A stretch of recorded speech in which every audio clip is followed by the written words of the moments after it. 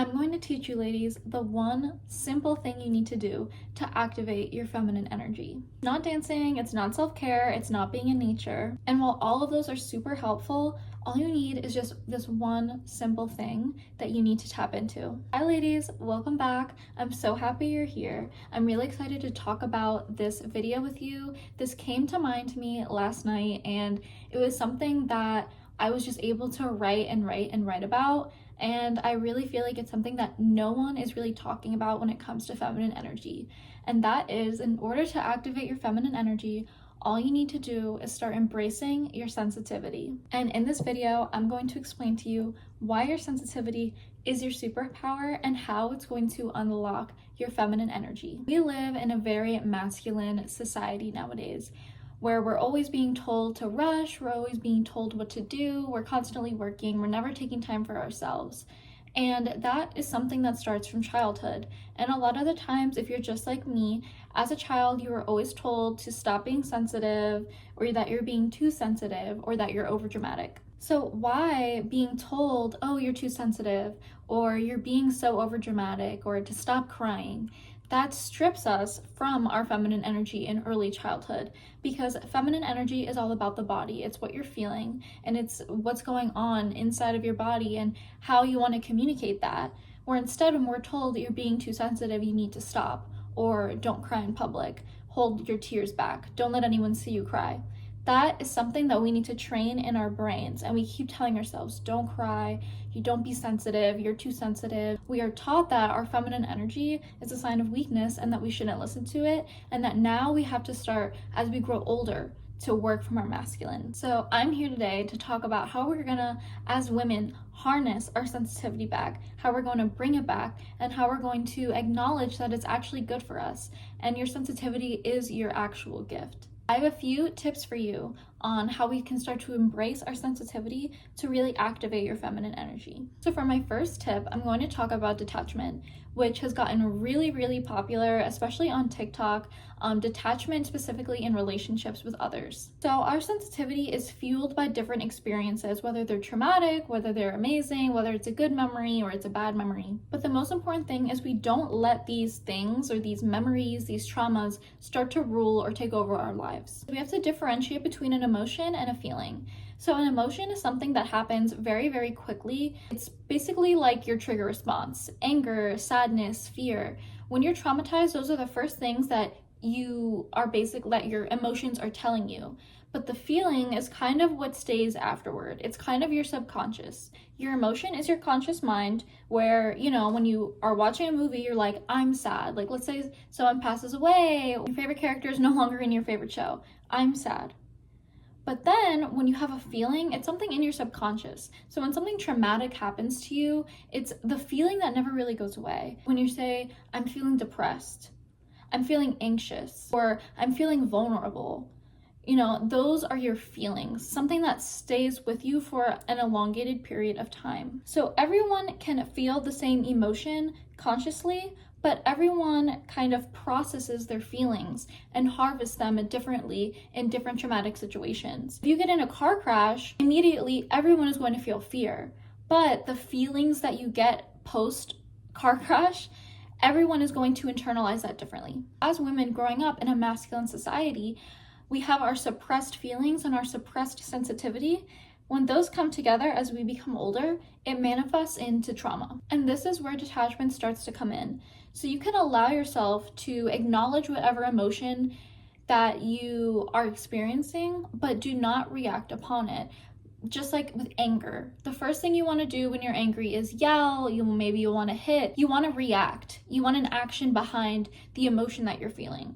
But the key to detachment is you don't allow it to get that far. Because remember, your emotions are short-lived and they're for a smaller period of time, but feelings are for an elongated period of time.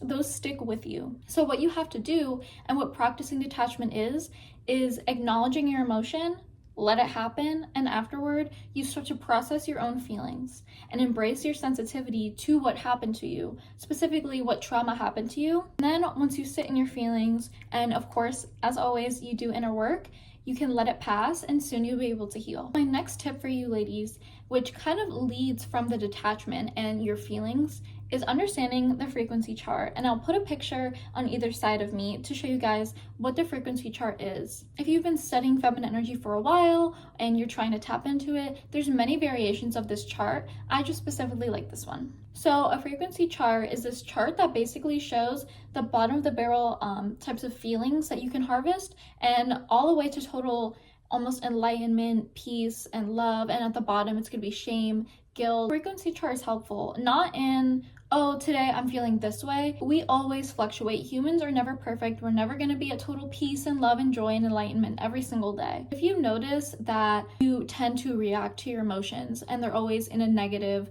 space, if you react to your anger, if you react to your fear, that's when you need to really look into the frequency chart and try and go inward and reflect and learn how and why you're feeling that way. Okay, ladies, sorry, my camera shut off. Hopefully it's fine now, and hopefully I'm still in the right position, but let's continue. You look at all the traits of a low vibrational feeling or individual. That stems from your sensitivity consistently being blocked, people saying that your sensitivity is bad for you or that you should ignore it and you should repress it. And being in your feminine energy is reaching peak consciousness, which basically means that you are 9 times out of 10, usually at the very top of the frequency chart. You feel enlightenment, you feel peace and joy and love. But if your sensitivity is blocked and you consistently suppress how you're feeling, then you're always going to be at a low vibrational state. Therefore, you're not going to be activating your feminine energy. A lot of the times, we're always just in our head, like I've stated many times before. And in order to really listen and feel your subconscious and what it wants to tell you, you have to be at a higher vibrational frequency. So when you are constantly in a low vibrational state, you're actually blocking your subconscious. And if you're not at that level, then that's why you don't understand your trauma or your feelings, and you can't tap into your subconscious as easier to embrace your sensitivity and also to do inner work. At the top, we have our conscious, but at the very bottom, it's your ego. Your ego is your unhealed self, your traumatized self, the one that is always triggered, you're always angry, or you can't forgive, you have resentment. That is someone who rules from the ego. And someone who is always at the ego is going to be a wounded feminine woman that doesn't realize in order to reach her pure consciousness and to understand her subconscious, she has to do inner work first. My last tip for you ladies to activate your feminine energy and embrace your sensitivity is you need to begin listening to your intuition. And of course, the best way to do that, it kind of stems from tip number 2, inner work and being able to go to a pure conscious state. Embracing your sensitivity and allowing yourself to do the inner work and heal, it actually can bring about a lot more self-awareness. And what's so important about self-awareness is that it gives you an easier idea of who you are and why you react to certain things. That's kind of what healing is all about. When you're more self-aware, you can understand where your triggers come from. You can understand why you have maybe an avoidant attachment style or an anxious attachment style to your partners. And you can also tap into your light and dark feminine attributes as well. Our intuition is also there to protect us. I've said this in another video. We've evolved as a species to understand our intuition and to truly connect to it, especially as women. Our intuition actually keeps us safe. Yes, our masculine and our headspace keeps us safe, but if we're in survival mode, that's going to manifest into anxiety. Whereas if you tap into your body space and you lead from your intuition and your gut, it's quicker, you make decisions a lot easier, and it's going to still give you that same feeling of safety. And blocking our sensitivity is also a surefire way to block our intuition. And the benefit of our strong intuition is having community in a village of womanhood, of sisterhood, and being able to pick up on each other's energies. There's this one time I was doing a project with a classmate in college, and as soon as I sat next to him, I just felt this huge wave of sadness. Like, I looked at him and I almost wanted to cry, and I had actually brought it up to him, and it turns out he was going through something very personal. And that's how I knew. I was like, wow, like, women's intuition is absolutely insane. We can pick up on how anyone's feeling or if something's off, and we also give that nurturing and comforting side in our feminine energy where people can feel like they can confide in us a lot easier.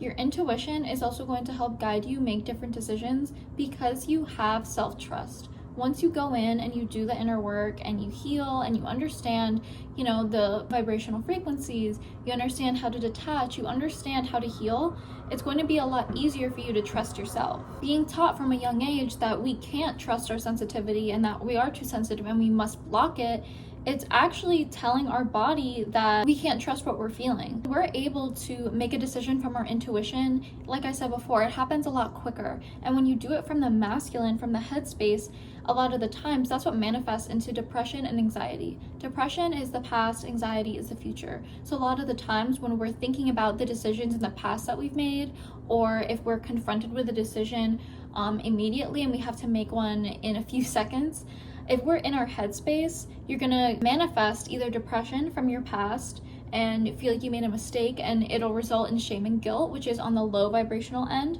or you're gonna have anxiety and you're gonna be overthinking and you're gonna have a lot of worry, which is also on the low vibrational end when you are trying to make a decision for your future. But if you have a strong intuition and you learn how to tap into it and trust it, then you'll never really be on a low vibrational scale. You'll always be at the top. And also tapping into our feminine energy, especially in decision making, it reassures us that there is no wrong decision. And that's why when you're in your headspace with your anxiety or you're constantly overthinking, that's why you're always wondering, did I make the right decision? Is this the right one? When there is no right one. And when you're in your feminine energy, you know your intuition is doing what's best for you and is listening to your body. That's why when you're in your head all the time, you're not thinking about what you need. You're constantly thinking of other people at the same time, or you're overthinking of what you do actually like when your body has the answer all the time. Your feminine energy knows that there's no wrong decision you can make and that you remain at a high frequency. So you have that self-trust in your intuition, in your sensitivity to make the decision that's right for you. Okay, ladies, that is all that I have for you today. I really hope that this helped you guys. It was something that was really sitting and resting on me, and it felt so good to really write it out. I hope these tips to activate your feminine energy come easy to you, and I gave you a lot of guidance on how to do it, and I will see you ladies next week. Bye.